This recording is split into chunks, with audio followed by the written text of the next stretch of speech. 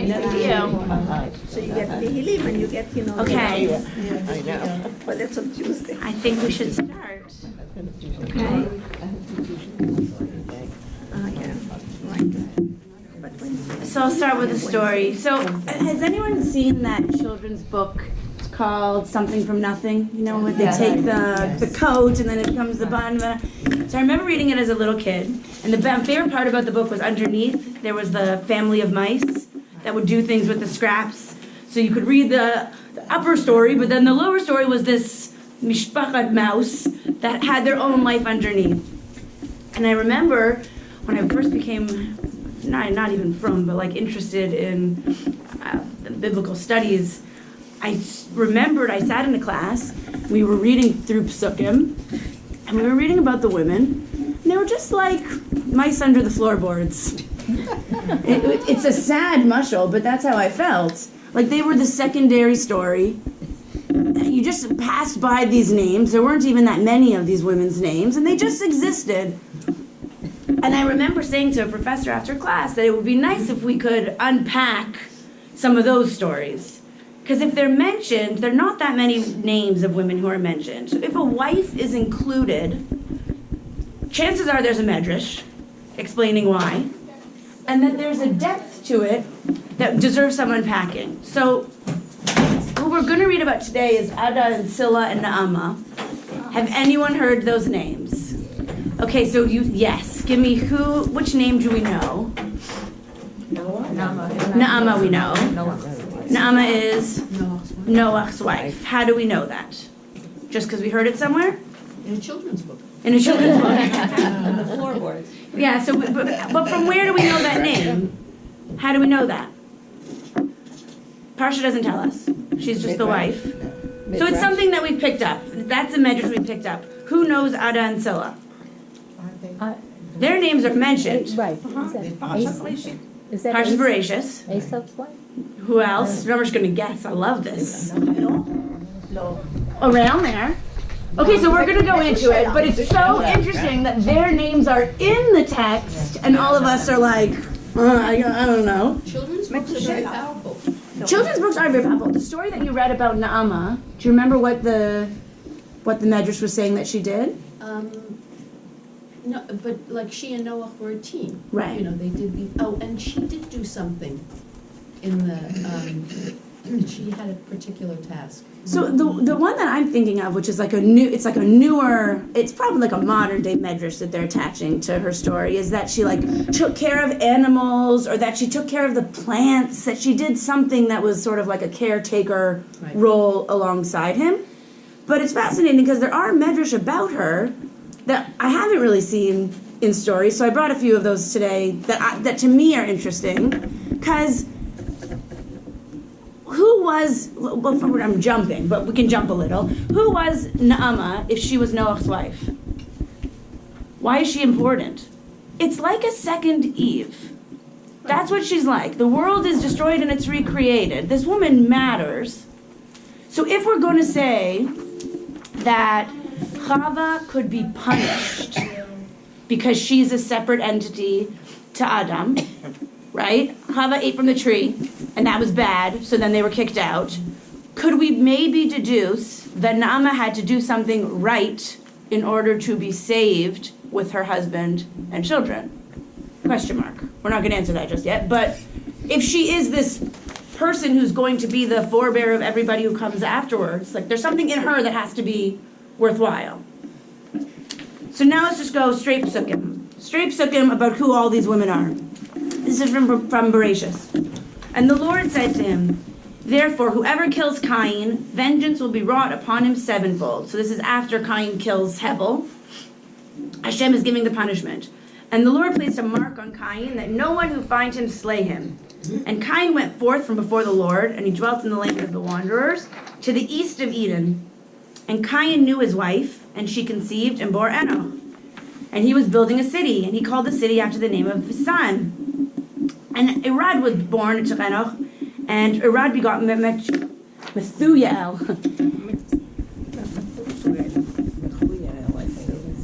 And Methuel begot Methushael, and Methushael begot Lemach. No, Metushelach is later. And Lemech took himself 2 wives. One was named Ada, and the other was named Zillah. Now Ada bore Yaval. He was the father of those who dwell in the tents and have cattle, and his brother's name was Yuval. He was the father of all who grasp a lyre and a flute. And Zillah, she too bore Tubal Cain, who sharpened all tools that cut copper and iron. And Tubal Cain's sister was Naamah. Ding, ding, ding, ding, ding. Now Lemech said to his wife Ada and Zillah, hearken to my voice, wives of Lemech. Incline your ears to my words, for I have slain a man by wounding him, and a child by bruising him. If Cain shall be avenged 7-fold, then for Lemech it shall be 77-fold. And Adam knew his wife again, and she bore a son, and she named him Seth, Chase, for God had given me other seed instead of Abel, for Cain slew him. Who has questions about this weird psukim? Who has some questions? Things should jump out at you. Why does it go back to Ada? Why Adam has nothing to do with this. Why is that tacked on at the end? There must be a reason. We'll learn that today. What else? And what's this business with Lemech killing a man? Yeah, we don't even know anything about this. No, it's just there. It's just shoved in. It's just shoved in, and this Lemech is the only one who, he's taking 2 wives, which is strange. It's the first time that's happened so far. And they're given names. These 2 women, Ada and Zillah. And it's interesting because it says, just a few lines earlier, it says, and Cain knew his wife, but we don't get that information about who Cain's wife is. So for some reason, these Ada and Zillah, there's something about them. One of them was his wife. Well, interesting. What does that mean, one of them was his wife? Cain's wife, one of them. I think it was... If you could find that, I would be fascinated where that is. I think one of them was his wife's. Interesting. Interesting. So I'll tell you other things that jumped out. Well, it mentions Nama, but that nothing about her. Beautiful. That's exactly what I was just going to say. So look at all these other names. It says what all of these people did. It says Yaval, and he dwells in tents and have cattle. And then it says Yuval, father of all who are using instruments. And then this woman Zillah, she's the second wife. She bears Tubal Cain, who sharpens tools and cuts copper. And then it's just, again, tacked on. Tubal Cain's sister was Naamah. She doesn't do anything. She's got no profession, it seems like. They're just mentioning her. Stam. So we know from outside of the text that Naamah marries Noah, which might be why she's mentioned at all. But from just the text, why do we need to know about her? And it's not so accepted across the board. There's different interpretations of who this Naamah was. Not everyone says she's Noah's wife. They say it's a different Naamah. But those are the questions that keep coming out. Can someone explain to me what this conversation Lemech is having with his wives?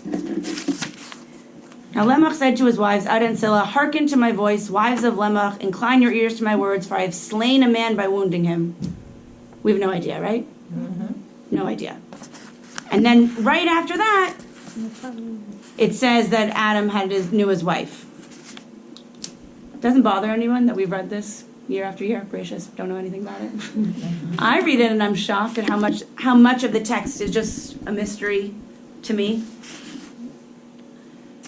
So let's dive in. So the custom before the flood, when we see that there's going to be this sexual impropriety, is that people started marrying double wives. That didn't happen before. This is the first time that this is happening in any place in Chumash. So this man Lemech is the first one to do it. He takes 2 wives, and Ada is the wife that he is choosing to be the one who will give him children, and Zillah is just for gratification. And what they would do at this time is they would create a potion that would make a woman sterile, and they would make the second wife drink it. So Zillah had to drink this potion. She had to drink the drink that would make her not able to have children, but it didn't work. It didn't work. She had 2 children, we see from the text. So she was the hated wife, which we see again later with Rachel and Leah. She was the hated wife. She was just there for her beauty. And she gives birth to these 2 children, Tubal Cain and Naamah. Does that bother anyone? Think about this guy Lemach? Yeah, we could. But I think that, like, in the Chumash, after Adam and Chava and even Noah, they just go through the list of the generations. Right. And they do the same thing from Yeah. Noah to. Finding out names. Right, just listing the generations. Just the genealogy. Just the But genealogy. that's why But when so women. isn't this part of the genealogy? Yes, and then look at the genealogy. Most times when you see a genealogy, it's he begot he begot he begot. When there's a woman, especially with women, because this doesn't happen often. So by Sarah, it also doesn't say that. It just mentions her name. Exactly. And it doesn't say Well, who her and- father was or anything Well, like and that. so Sarah's a good example, because when it calls her Yiska, unless you would know the Medrash, you have no idea. Right. You need some of this outside text to give you the background. So it's interesting that you bring up Sarah, because when it talks about Milcah and Yiscah, there's many midrash about them, because it's a rarity. When a woman's name is mentioned, that's when you need to like put on the Torah scholar But like it just hat. says Sarah, and then like in the doesn't- pasuk or later.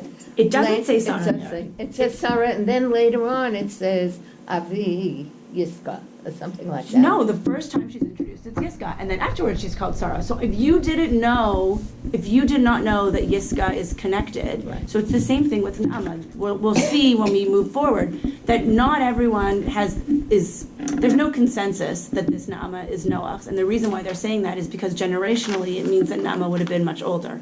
So it's a problem. Well, for some.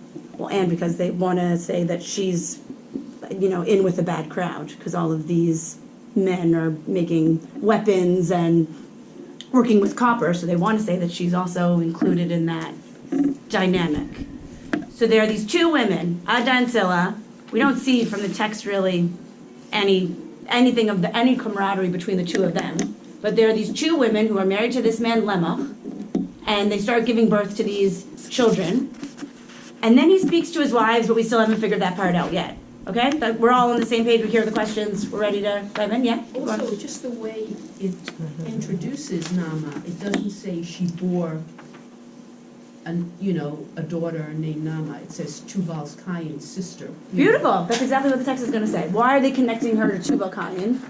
I mean, you almost feel like they were twins, because the odds, if she took this potion to be sterile, okay, once she could give birth, but Right. twice seems, so maybe they were twins, Maybe. So there's something in this that's connecting her to Tubal Cain that's making them the association that you need to know, less about who she's coming from, which is very interesting, because all these people, Naama included, is from whose line? Cain. So like we have like the villains and the heroes, like she's coming from the wrong line of history, it seems like. So she's connected with all of this darkness from what we're reading here. All of these people, the line that we all come from is Chase, from when Adam goes back to Chava and gives birth again, the last pasuk. So this is a line that gets destroyed, basically, other than Nama, which we're going to see. Okay, so let's keep going. Now we're going to go back and hear about what happened to these people. How was Cain slain? For 130 years, Cain became an angel of death. This is when he was punished after killing Hevel, wandering and roaming about, accursed. Lemach, his descendant in the 7th generation, who was blind, would go hunting, led about by his young son. But maybe he picked the wrong gig. At the sight of game, the lad would apprise his father of its whereabouts. He would say to his father, "Shoot." One time, the lad said to his father, "I see some kind of beast in the distance." Lemach sent his arrow in that direction, and Cain was slain. As they approached the corpse, the lad saw a horn protruding from the forehead of the slain creature, and he said to his father, "The corpse resembles a man, but a horn protrudes from its forehead." Thereupon Lemach cried out, "Woe is me, it's my grandfather!" He killed Cain. In his grief, he clasped his hands together and accidentally struck the child's head, killing him. As it is said, "I can slay a man by a wound of mine, a child by a strike of mine." The three remained where they were, Cain dead, the child slain, and Lemach blind.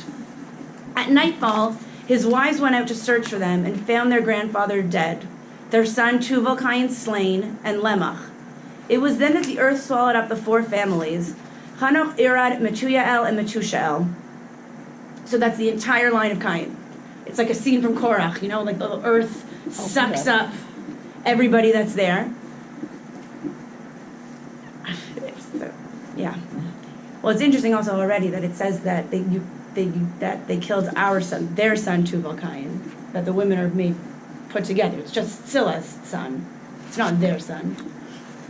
Thereafter, Lamech served as the angel of death in the fulfillment of the verse. Cain was avenged sevenfold, and Lamech 70 and 7. Upon returning home, Lamech said to his wives, "Let us go to bed." They replied, "You've slain our ancestor and our son Tubal Cain," again a joint force. "We shall no longer go to bed with you."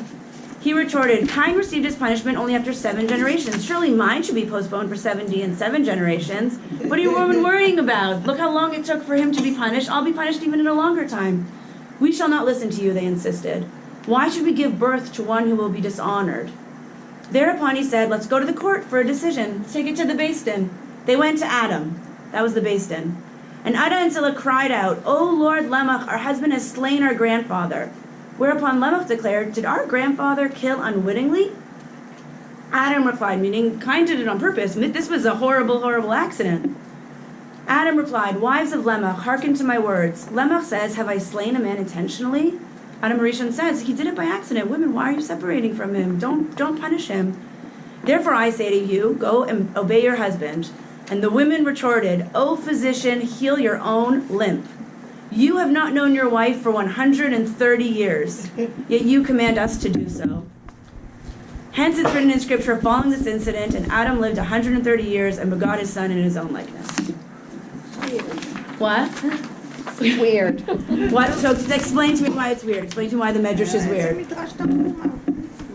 They fill in all the pieces. They fill in all the pieces. So explain what's the part that you think is so strange. Just the whole story. The whole thing, the whole background. So the part that we have to recognize, though, if you don't have this Medrash, how does the Psukim make sense? They don't. They don't. They don't. They don't. So you need this background story. Otherwise, when it says this whole scene of Lamech talking to his wives, So what do you do with people who don't believe in Midrash? well, it's a problem. No, I'm being just very open with you. It's a problem when you read the Medrash and there are these fantastical stories, and you want to say, it's cute for children. So this one yes, and that one no. It presents you a very big problem. I don't have an answer. Just that I know that there are people who don't believe in Oh, yeah. Midrash. Yeah. And how do you Well, and mount when we say a Medrash, defense of when it? we say Medrash, we're talking about a huge scope of literature. So Tanchuma Bereshis is a pretty old text. Some of them are much newer, and then I guess it's easier to scrap or to push them aside. But Tanchuma Bereshis is that's what Rashi was reading. It's hard to separate some of these texts because it's so enmeshed in our tradition that there's no way to weave it out. Yeah, but this nobody is teaching. Nobody actually learned. So when I taught this Medrash to the student here, they knew the scene of being blind. They knew that scene. They didn't know this about the women going to Adam Arishon, which is fascinating because we say so often that Adam was one of the first people because Cain did tshuva, Adam did tshuva, but with this, the reason why he did tshuva is because 2 women called him out on it. That's a very powerful message. It's reminiscent of Tzlofchad's daughters. It's reminiscent of other times when women come forward and tell Serach does the same thing. When women come forward and tell men in positions of power, we see something that you're blind to right now. But it doesn't look like they're very respectful of him. Oh no, they're calling him out. Yeah. Right, and so, but yet they go to him for a solution. Well, it sort of seems like the way I'm interpreting the text, it sort of seems like they're being dragged to him. Like Lamech is saying, "I don't like your answer, come with me, we're taking it to the court." And it seems like they have a pretty strong position where they're saying that they can't forgive their spouse, that he's a rotten guy. Which maybe, if we're reading it just with what we have here, I mean, it was accidental, right? Like a person can do tshuva. This is like a horrific, tragic scene. What's a blind guy doing? Shooting arrows? We got a lot of questions. We have more questions. We have more questions than we have. She seems to be, the wives seem to be prescient, knowing that this is doomed. Why should we have more children? We're doomed. And Right. They're Beautiful. the ones who kind of see ahead. Right. Well, and they see that they're trapped in this evil genealogy. That's literally what they say. Why would we bring more children into this family that's so accursed? Yeah. Before we move on, can you just comment comment on the perspective that some of the Gedolim had, that to take midrash literally is something questionable, but to dismiss midrash Exactly. is also questionable. So you And have it's to what we hold have it to learn, somewhere. and we have to learn from it. You have to hold it somewhere. Yeah. So it's not that you can write all this off. It has to be somehow intertwined within. And to me, so some of this, like the scene that looks like almost comic of like hitting someone and then being shot, and like it seems like a bad comedy, like slapstick comedy act. That I don't know exactly what that means, and why a blind person would be out shooting. Like, does that mean he was physically? I don't really know what that means. But the piece that's straight chumash, it's straight psukim. Like that's problematic to say that these wives didn't have an issue with it, and it solves our problem of why Adam, the pasuk about Adam, follows right away. Otherwise, it makes if you don't have this metric. Our question right away was, why is there this pasuk saying Adam knew his wife again? It has nothing to do with what we're talking about. But I have a different question. Also, Cain, when he killed Hevel, he did it purposely. Right. So he was punished for a certain generation. Yes. If Lemach killed him accidentally, why should he be See, given that's exactly that what he's saying. punishment? It's exactly what he's saying. He's saying this is a totally different. I know it looks bad, guys. I know it looks bad that I'm the person that's been put in this position to fulfill the curse against Cain. But this isn't the same situation. And Adam Rishon agrees with him, which I think we got to go with Adam Rishon on this one, saying it really was an accident and you don't need to separate from these women. Or it's just guys sticking together. Maybe. Could be that also. It could be that also. But it's a beautiful, as to see these two women stick together, to me, is beautiful, because so many times throughout later parts of Bereshit, you see women going head to head. You see Sarah going against Hagar, you see Rachel and Leah, you see Bilhah and Zilpah. Here, for whatever reason, these two women say, we're going to be on the same team and speak about our children, even though they're from each of us as one.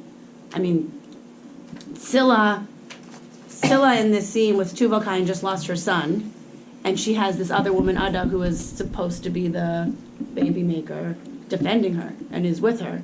Like these two children, Tuval Cain and are the ones that aren't wanted. They never were supposed to exist. So it's a beautiful thing to see that these people come together. It's also fascinating, just totally parenthetically, this line, "O physician, heal your own limp." Do we know that from anywhere else? We like heard that from. So isn't that fascinating that it's like the Gospel of Luke, like all these lines? I just totally parenthetically, it's pretty amazing that we have a source for it here. I know when I saw the message, I jumped out of Also my. from Aesop's fables. Yeah. Physician heal thyself. Yeah. But I don't know. When I read it, I thought it was such a, and especially to put it in the mouths of women. Can I back up for a Yes, second? totally. I'm looking at, it says Ada bore Yuval, well, who was the father of all who dwelt in tents and had cattle. Why are we saying that's bad? So Why- that one's less. That one is less villainized. But all the other ones. And why cut copper and iron? Grasp a lyre and a flute. The Yeah. instruments they say were for Avodah Zarah. Oh. Tuval Cain is copper and iron, which is the first weapons. Dwelling in tents also is like it doesn't have the negative connotation now, but a part of that was about like they wanted to be travelers. Like this means that they're setting up camp. There's like a desire for wealth, desire for property, as opposed to being wandering nomads, which is what they had been previously. Don't we call Yaakov Yosef? Yeah, so we're gonna see really soon that perhaps what we're viewing right now with all negativity is maybe, Becomes positive. or it's not as simplistic. Like we don't need these people. There's a reason why Naama gets to stay on the ark, even though she's from Cain.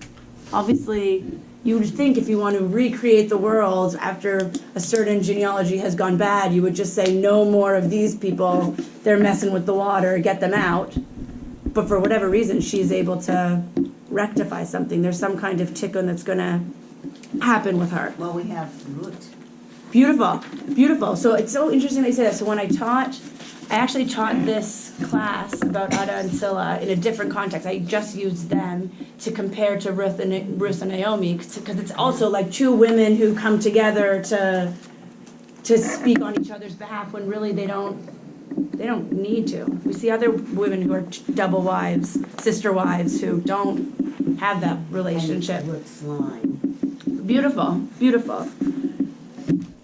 So, okay, so now we're going to switch gears a little bit because now we got to go to Naamah. The wife of Noach is mentioned 5 times in the flood story, but it's always Eshet Noach. They never say her name. So the only time that we have the name is right there. So I just so you can, just to make the point more emphasized that she was like a second Eve. Can you look to, so the names, the lines of, Noach is the son of, do you remember? Lemach, who's the son of Metushelach. Look at the line of Naamah. Who is she the daughter of? Sila. Lemach. Lemach. So both of them the same. So Noach and Naamah's fathers are both Lemachs. And Noach's grandfather is Metushelach. And who's Naamah's grandfather? Metushel. So we're talking about names that are so similar. The lines look almost identical because it's supposed to seem like they're two halves of the same coin. There's something about their role together, Noach and Naamah, that they need to join forces.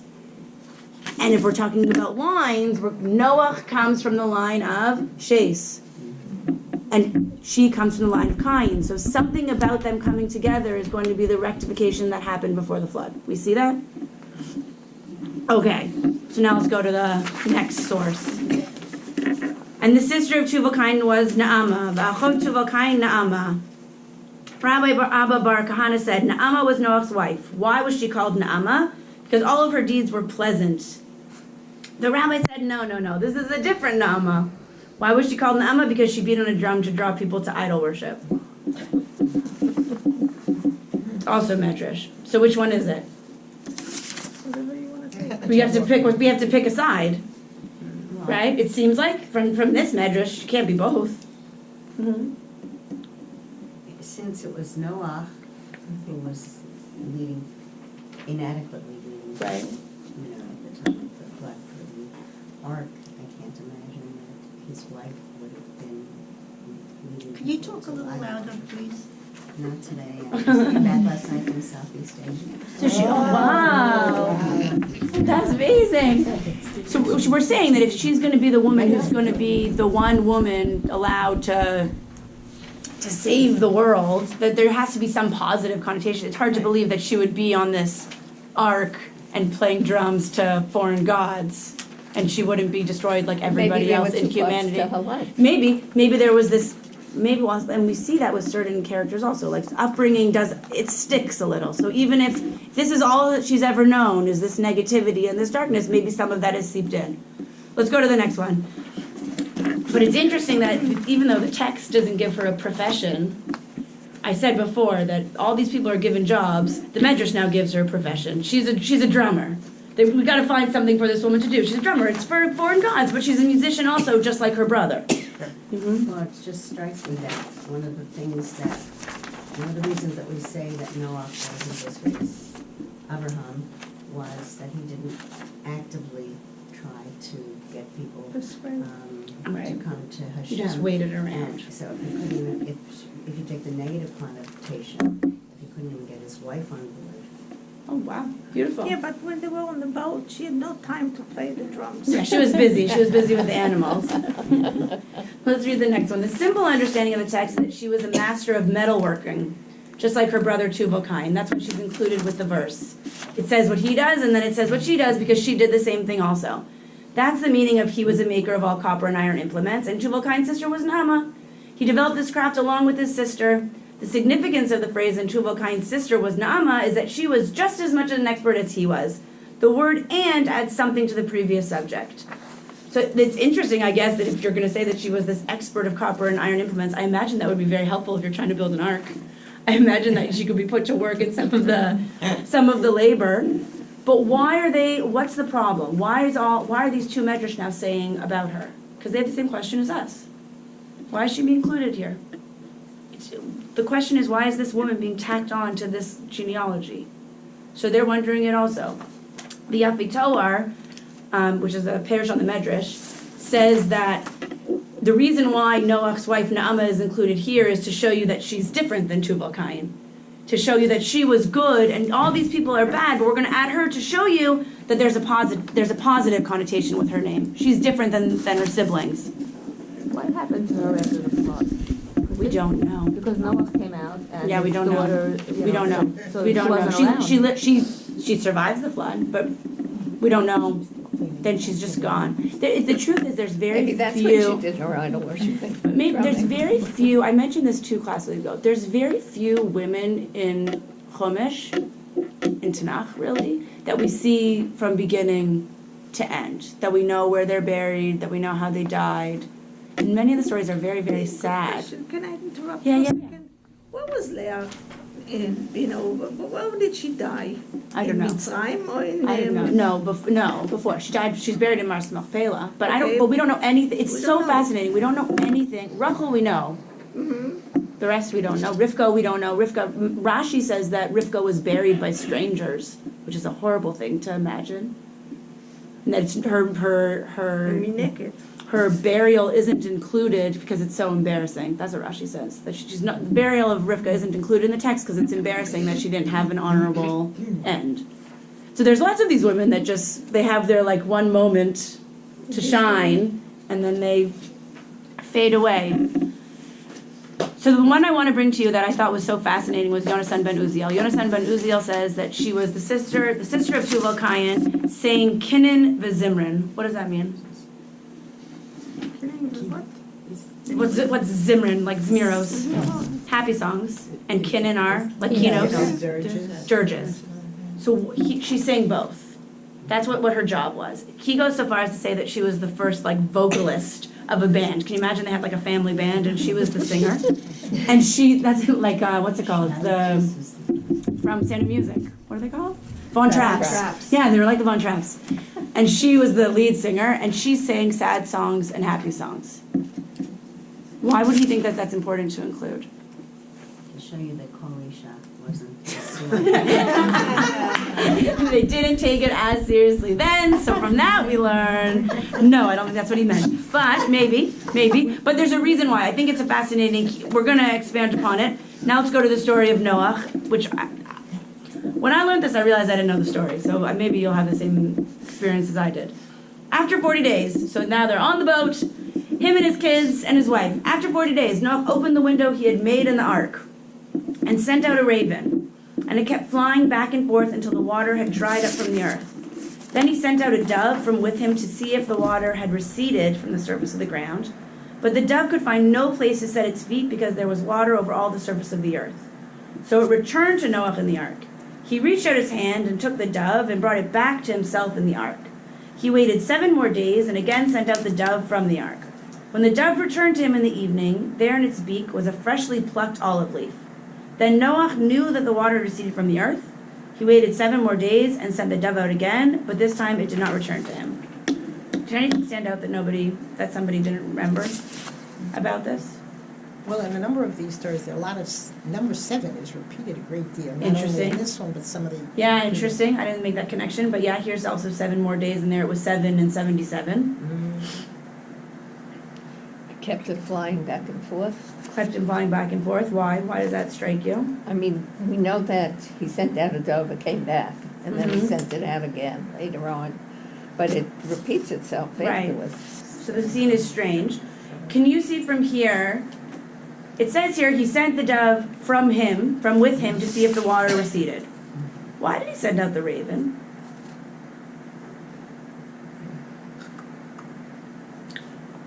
Is a raven a scavenger? Beautiful. Can you explain what you mean? No.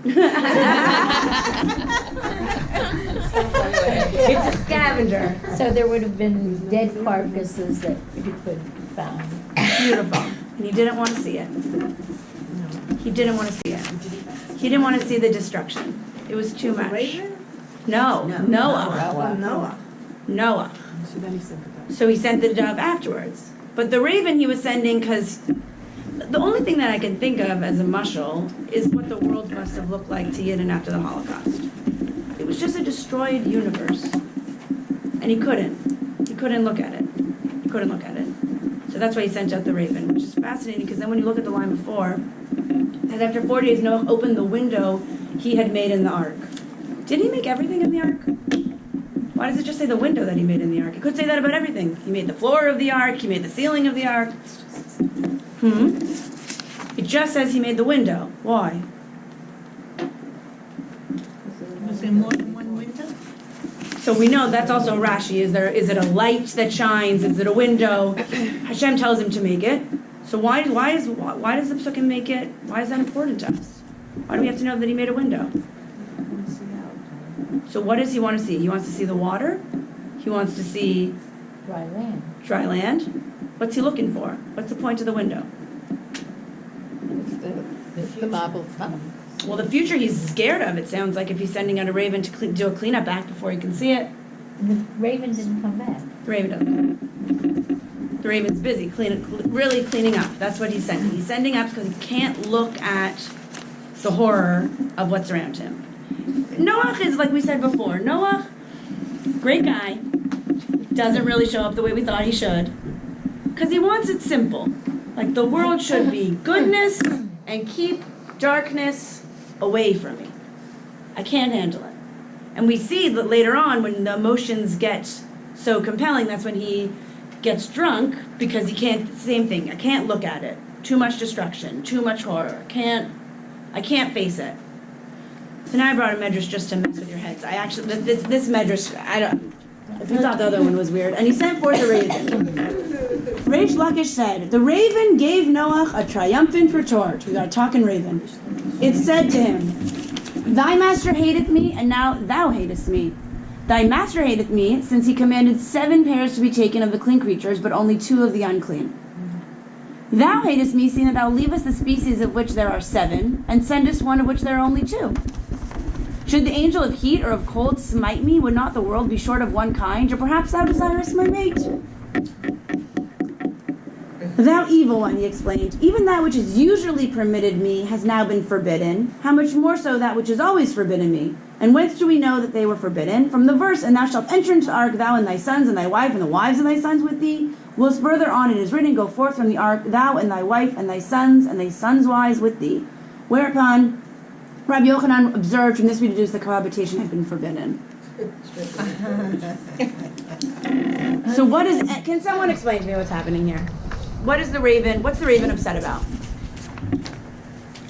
He was upset because if he wouldn't have made it back, then that whole species, His species would be wiped out. Only 2 of them. So that he's saying, God hates me because there's only 2 of us left. He only let 2 of these unclean animals come, and you hate me even more than God because you're going to destroy the whole species. And then why is he calling him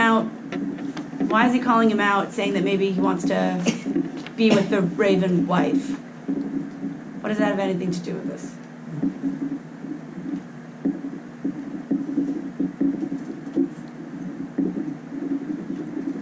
He's linking it back. The raven is linking it back that there's going to be something about sexual impropriety.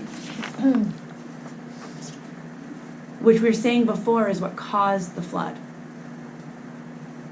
So the raven is saying, maybe there's some of that left. Maybe there's some of that left. Maybe you're not as clean, squeaky clean as you think. And then from this we learn that Noah wasn't with Naamah. Nobody had any sexual relations on the boat. Nobody else is weird? Like, no one else thinks that this is this strange... You're not scratching your heads. Was there enough room on the ark for? I have no idea. I have no idea. Did they have private quarters? Well, it's so clear to us. Like, imagine reading that text psychoanalytically. Imagine reading it like that, as if Noah is talking to some of himself, okay? So he's saying to himself, God hates you. Could he have felt like that now? He's picked, but the world is destroyed. It's just him and his mate. He could sense that a little, no? And I hate you too, meaning I hate myself. That there's turmoil happening within this character of Noah. And then there's this history of sexual impropriety that even his wife is part of. Because his wife is the daughter of the unwanted wife, right? We see that connection back? Yes?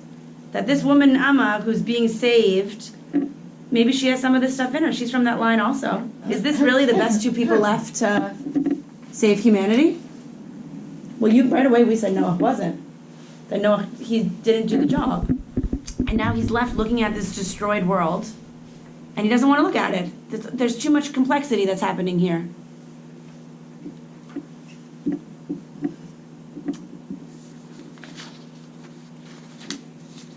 So can we go back for 1 second to what we said about Naama, about her being able to sing happy songs and sad songs? How does that not jive with what Noah is doing? Noah sent away the raven. He doesn't want to sing his sad songs. But Naama can. Do we see that? That's what Yonasan ben Uziel is bringing the medrash for. Yonasan ben Uziel is saying what Noah couldn't do, because Noah couldn't look at destruction, Naama was able to. Naama had seen all of her family destroyed, literally everyone in her family line destroyed, and then the flood happened. So she already had that. She had that capacity to say that the world is horrific, and I'm going to sing anyway. Noah never got that. So before, when we said that maybe Noah couldn't influence his wife, maybe Naama couldn't influence her husband. Maybe it works both ways. That for whatever reason, they didn't get there where they could be the positive influence on one another that potentially they both had within them. And that's why they didn't have children. And then it's over. And it's interesting, you had the whole two by twosie, but they weren't really paired. Right. No, they weren't. There's a lot, which is fascinating why we all know the name Naama. We know that name, but we don't know any of this background about how challenging that relationship for the two of them must have been. Because there's not what you see later with Avram and Sarah at all here. Or even with Adam and Chava. Adam and Chava have their moment, but then there's the scene of Tshuva that we read the last pasuk where he goes back to her and they have another child, where there's a rectification. Here we don't see that at all. We never mention her again. She just disappears from anything that we know about with the text. And I was thinking a part of that is because we're so, us and them, we're so unable to sit together with the darkness of the destruction. You never see that. You never hear them have a conversation. Never hear, and there's no dialogue between the two of them at all. So where does that leave us with the text? That's not a rhetorical question. Where does that leave us? What do we walk away then thinking about Naama and these women, Ada and Silla? What do we think?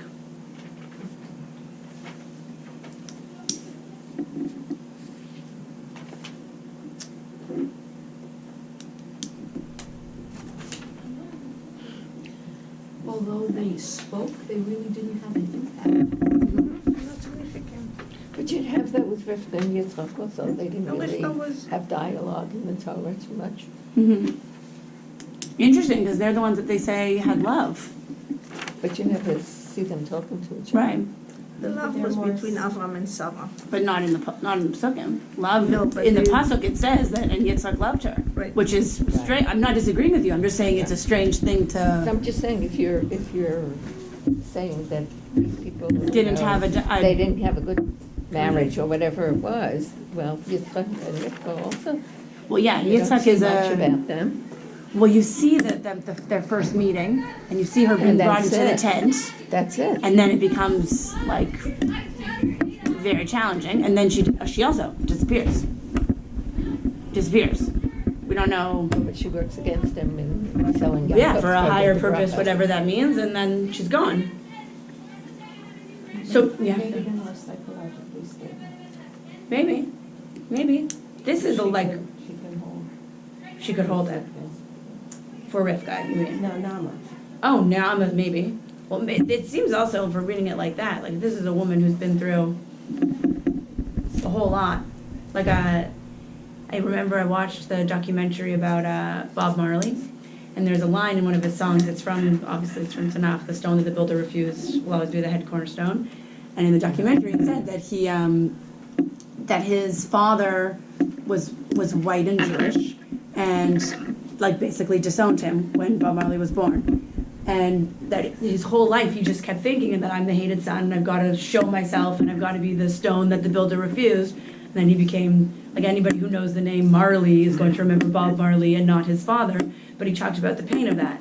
And it's the same thing with this, it's not exactly the same thing, but it's comparable to what Naama must have felt. If she's this daughter of this woman who was she was literally meant to just be somebody's sexual pleasure. She was never meant to be a mother. She was never meant to be seen as a full wife.